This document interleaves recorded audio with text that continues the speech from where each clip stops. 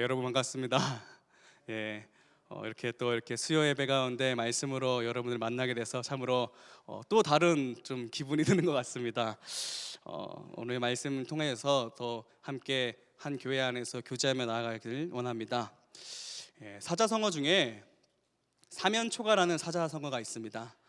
그 유래를 말하자면 너무나도 길어서 제가 생략하겠지만 그 뜻은 너무나도 간단합니다.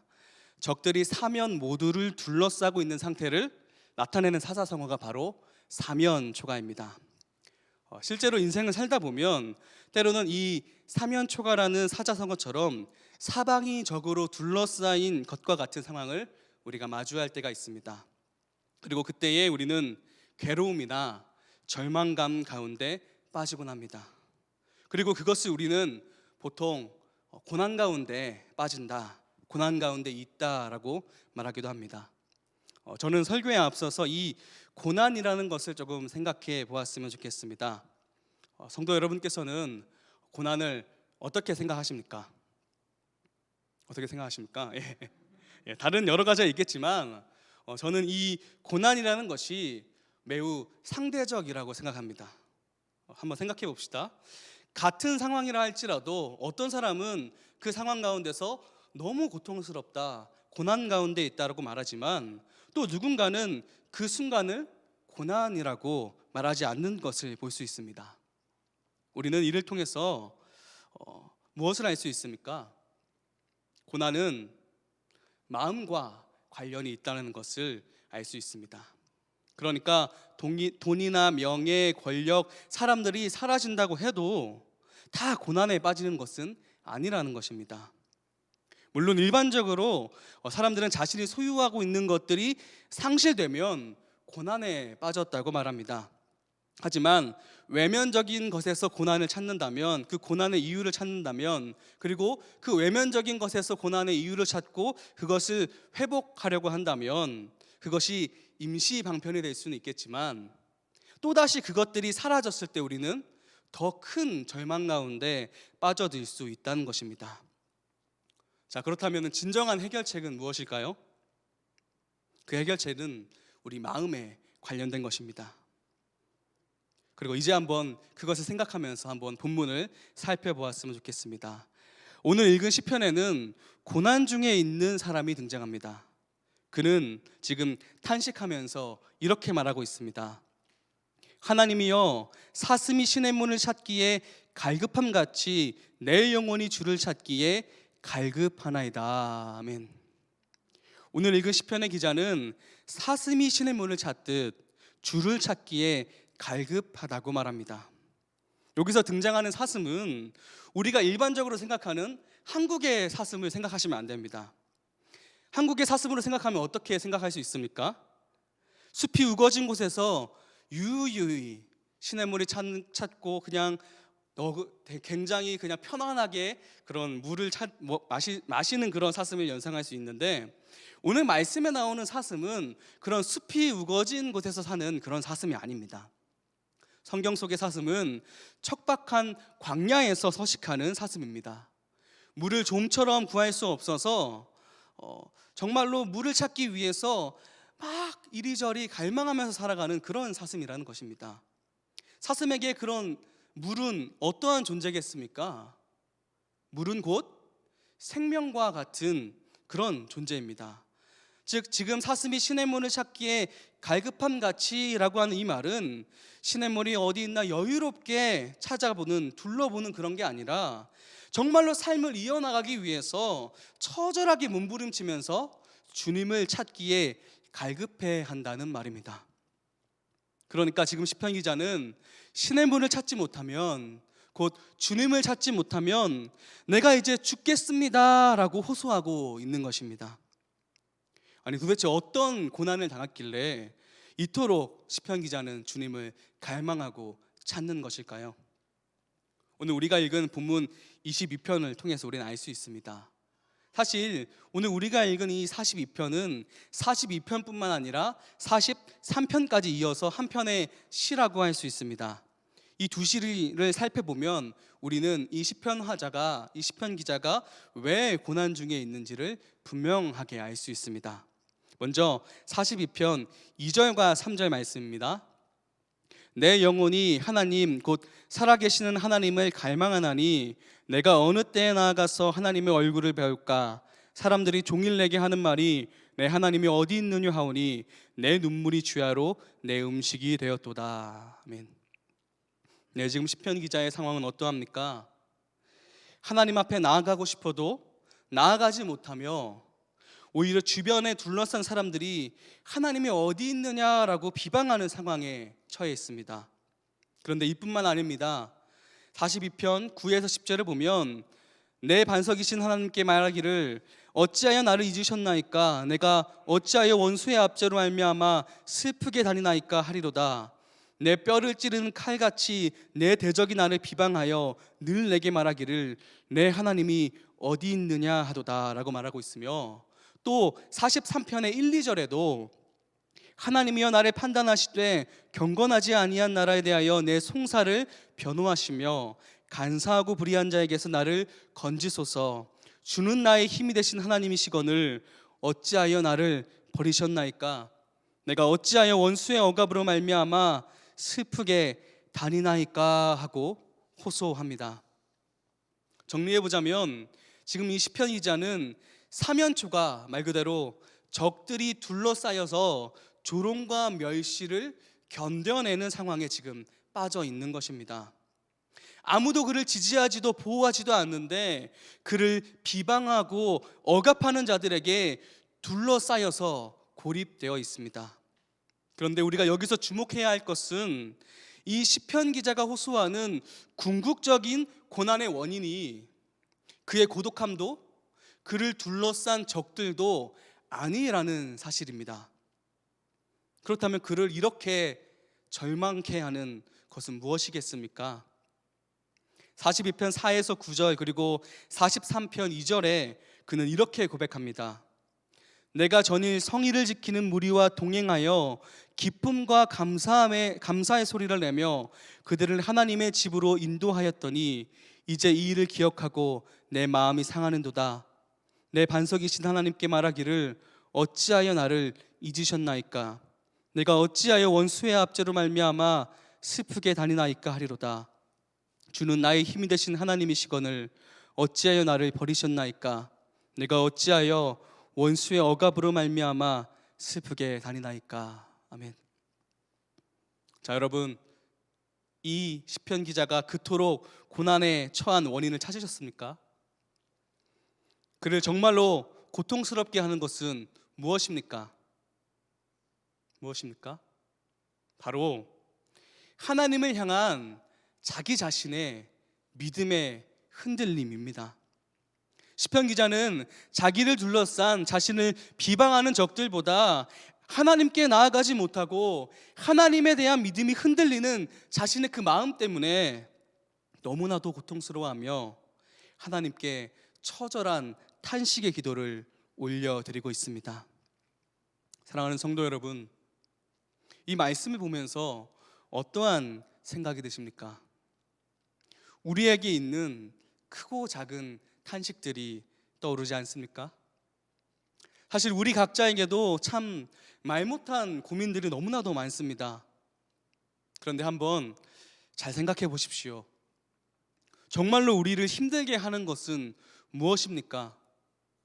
재정이 힘들어지는 것, 사람과의 관계가 무너지는 것, 우리의 명예가 실추되는 것, 건강이 악화되는 것, 지금까지 우리가 쌓아왔던 모든 것들이 사라지는 것이 바로 우리의 고난의 원인이라고 생각하십니까? 네, 물론 이러한 것들이 우리를 너무나도 고통스럽게 하는 것은 사실입니다. 그런데 우리 곧 그리스도인이 가장 고통스러울 때는 언제입니까? 바로 하나님을 향한 우리의 믿음이 흔들릴 때 아닙니까? 그러니까 내 삶에 하나님이 더 이상 함께 하시지 않는다고 느껴질 때가 우리에게 가장 고통스러울 때 아닙니까? 오늘 시편 기자도 그러한 마음으로 이렇게 고백합니다. 하나님께 어찌하여 나를 잊으셨나이까, 어찌하여 나를 버리셨나이까 하면서 부르짖고 있습니다. 그렇습니다. 그리스도인에게 진짜 고난은 세상의 것들의 부재가 아니라 바로 하나님의 부재입니다. 그럼 이렇게 절망과 탄식의 마음이 들 때 우리는 어떻게 해야 하겠습니까? 그 해답 역시 우리가 오늘 읽은 이 본문을 통해서 알 수 있습니다. 오늘 읽은 시는 이 43편까지 포함해서 42편의 1에서 5절, 그리고 6에서 11절, 그리고 43편의 1에서 5절, 이렇게 세 부분으로 나눌 수가 있습니다. 그리고 각 부분은 43편은 조금 다르긴 한데 어떻게 진행이 되냐면 하나님을 찾고 또 고난을 호소하고 그 다음에 후렴이라는 형식을 취하고 있습니다. 우리는 그리고 이 형식 속에서 고난에 처한 그리스도인의 바른 자세를 알 수 있습니다. 그 첫 번째는 무엇이냐? 흔들릴지라도 끝까지 하나님을 갈망해야 합니다. 우리가 지금까지 살펴본 시편 기자의 고백을 보십시오. 그는 자신을 둘러싼 사람들이 계속해서 하나님이 어디 있느냐 비방하고 자신의 믿음이 흔들리는 그 중에도 하나님의 살아계심을 고백하며 하나님을 찾기를 갈망한다고 고백합니다. 자, 사람들이 보통 무언가를 갈망하고 찾는다는 것은 무엇을 전제하고 있습니까? 자신이 찾는 것이 확실히 있다라는 믿음이 없이는 할 수 없는 것입니다. 그렇다면 시편 기자가 우리가 하나님을 찾고 하나님을 갈망하는 것은 무슨 의미를 내포합니까? 우리에게 하나님이 존재한다는 그 믿음이 분명히 있다라는 것이죠. 그런데 때때로 세상 사람들이 그리스도인들을 향하여서 우리가 고난 중에 하나님을 찾을 때에 이해할 수 없다는 투로 조롱할 때가 있습니다. 아니, 하나님을 왜 그 고난 중에서 다른 세상적인 방법이 있는데 왜 하나님만 찾고 있느냐라고 조롱하기도 하고, 너희가 마음을 약해서 없는 신을 만들어서 너희 마음 위안하려고 지금 찾는 거 아니냐라고 말하기도 한다는 것이죠. 그리고 그러한 말들로 우리의 그 믿음과 신앙이 흔들릴 때가 분명하게 있습니다. 하지만 사랑하는 성도 여러분, 흔들릴지라도 끝까지 하나님을 붙잡아야 합니다. 왜냐하면 하나님께서는 분명히 존재하시는 살아계신 하나님이기 때문입니다. 시편 기자와 같이 우리도 때로는 하나님 어디 계십니까? 하나님 왜 저를 버리셨습니까? 라고 기도하고 원망하기도 합니다. 정말로 하나님이 살아계실까라는 그 고민 속에 의문을 가실 때도 있습니다. 저 역시 마찬가지입니다. 그런데 그것은 잠깐일 뿐입니다.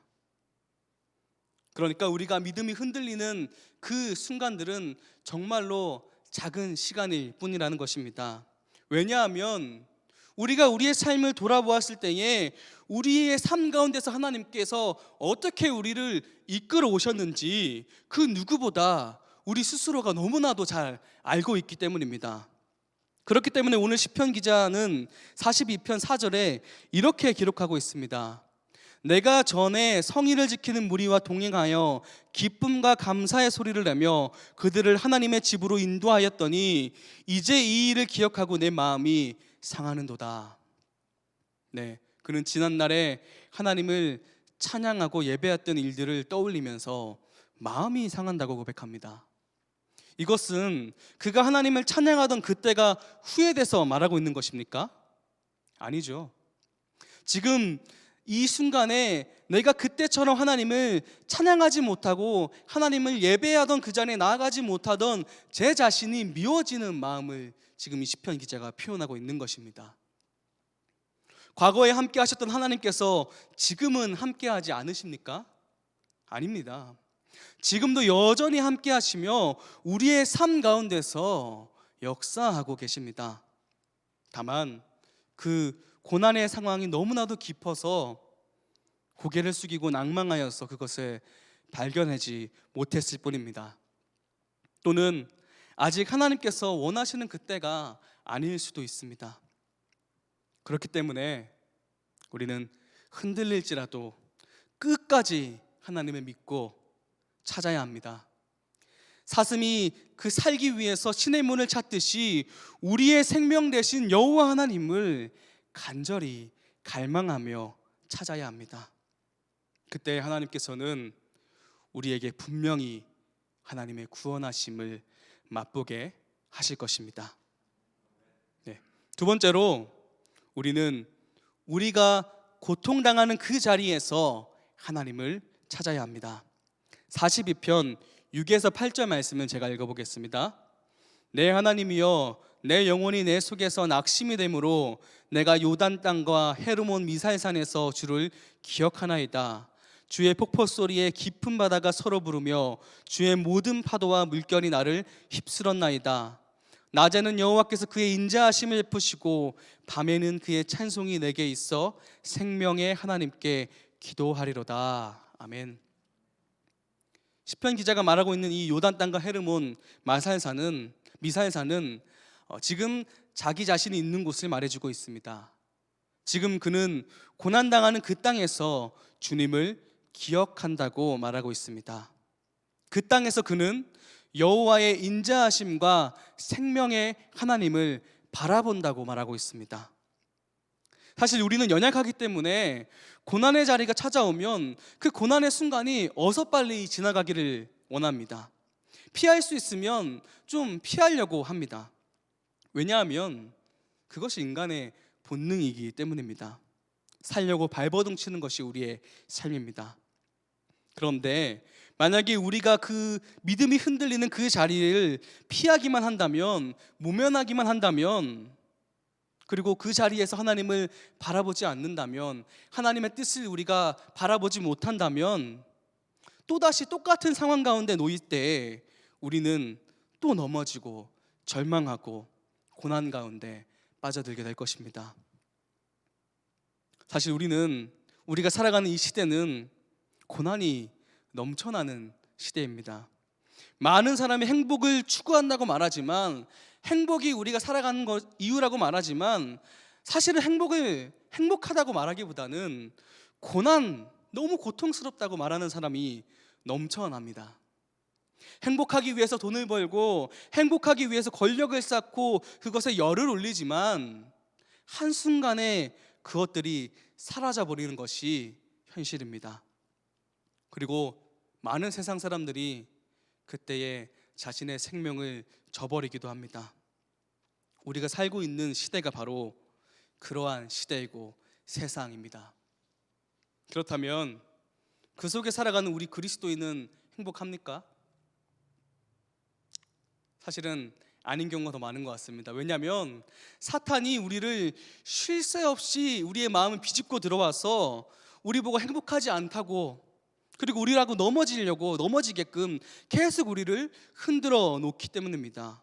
그래서 우리로 하여금 하나님께 나아가지 못하게 하고 하나님을 찾지 못하게 합니다. 네, 우리는 참으로 믿음이 흔들리기 쉬운 것들이 넘쳐나는 세상에 살고 있습니다. 그런데 이처럼 죄악이 팽배하고 우리를 흔들어 놓는 것이 많은 이 땅 가운데서 우리는 하나님을 기억해야 합니다. 하나님의 뜻이 무엇인지를 바르게 깨달아야 합니다. 그리고 하나님의 말씀에 순종해야 합니다. 때로는 그로 인해서 우리가 마치 죽음의 문턱 앞에 놓여진 것 같을지라도 우리는 하나님을 기억해야 한다는 것입니다.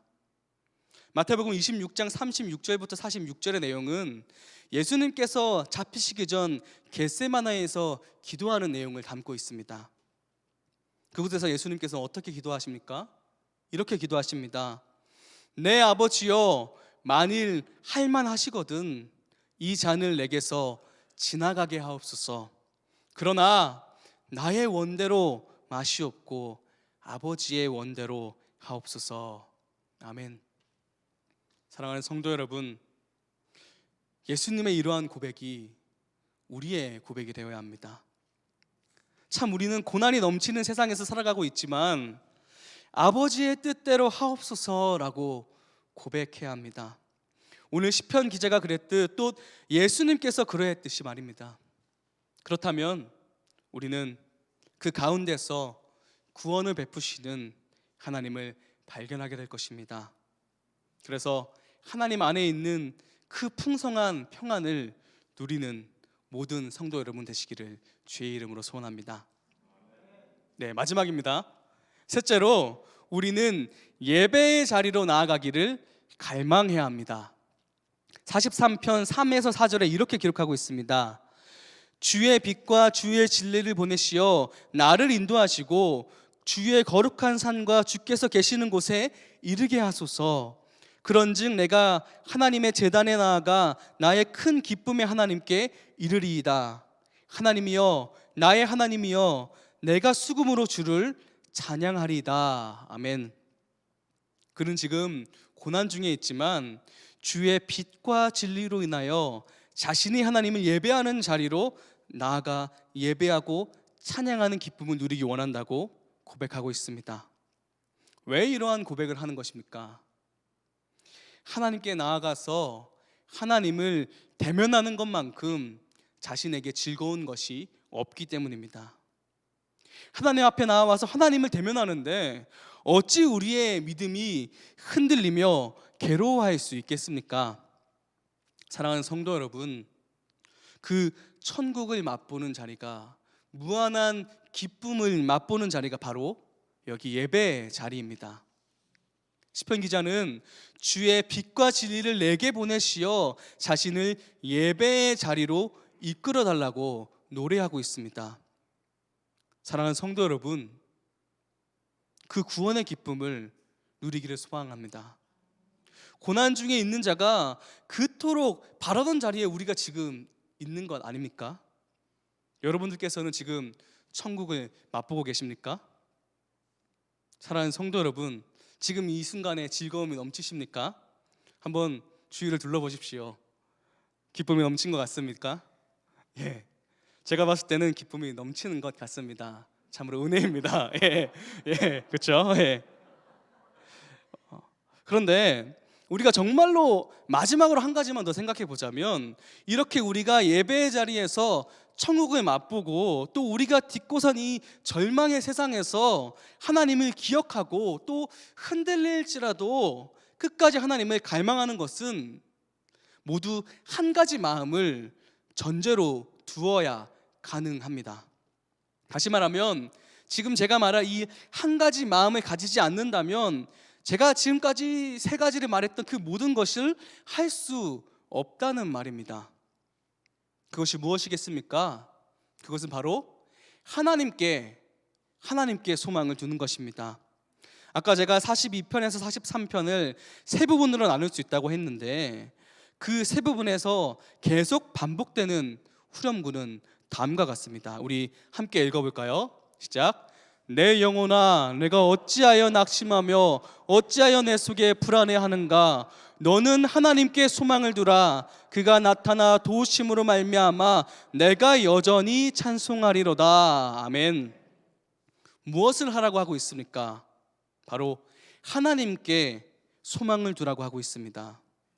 하나님께 소망을 두라는 것은 무엇입니까? 오직 하나님만 사랑하고 하나님만 바라라는 것입니다. 하나님만 의지하라는 것입니다. 사실 우리 안에 믿음이 흔들리는 이유는 무엇입니까? 우리가 하나님이 아니라 다른 것에 소망을 두었기 때문 아닙니까? 세상에서의 유혹이 왜 우리를 찾아오고 우리를 흔들어 놓습니까? 우리가 하나님 외에 다른 것을 바라고 있기 때문 아닙니까?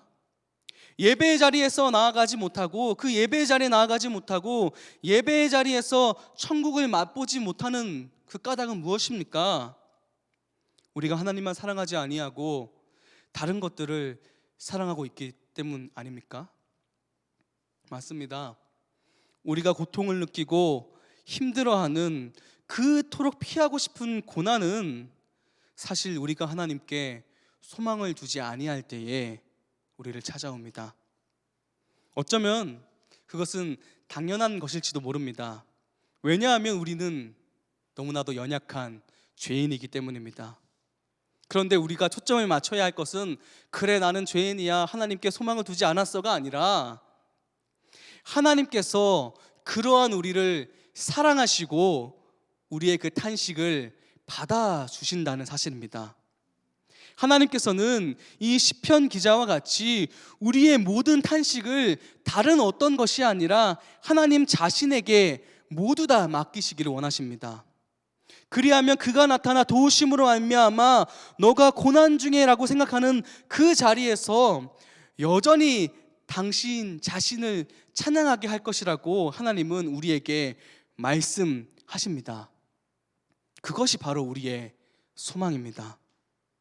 사랑하는 성도 여러분, 말씀을 맺기를 원합니다. 혹시 여러분 중에 고난 중에 계시는 분이 있으십니까?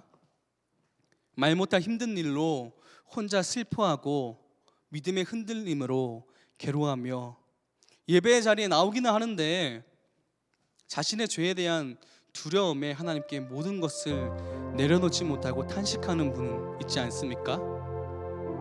사실은 그러한 삶이 사실 제 삶이었습니다.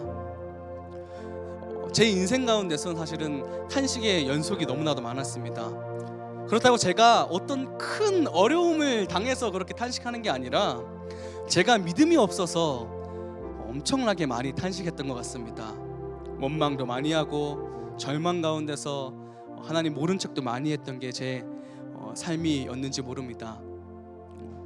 제가 앞으로 여러분들과 함께 나눌 것은 바로 그러나 그 탄식 가운데서 하나님께서 그 마음을 바꾸셔서 소망으로 나아가게 하셨다는 사실을 앞으로 1년, 2년 뭐 더 나아가서 우리가 함께하는 모든 시간 가운데 그것을 나누기 원합니다.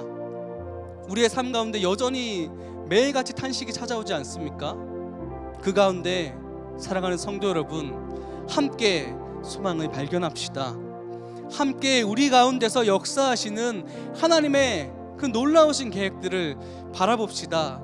그래서 많은 세상 사람들은 지금 교회 가운데 참으로 사랑이 없다고 말하고 탄식을 하며 우리를 바라보며 탄식하고 또 우리도 그 시선들 때문에 두려워하고 탄식하며 나아가는 것들이 많지만 이 절망이 가득한 세상 가운데 사랑을 고백합시다. 사랑으로 나아갑시다. 하나님께 소망을 둠으로 나아가는 우리 모든 하나드림교회 성도 여러분 되시기를 주의 이름으로 소원합니다. 우리 이것을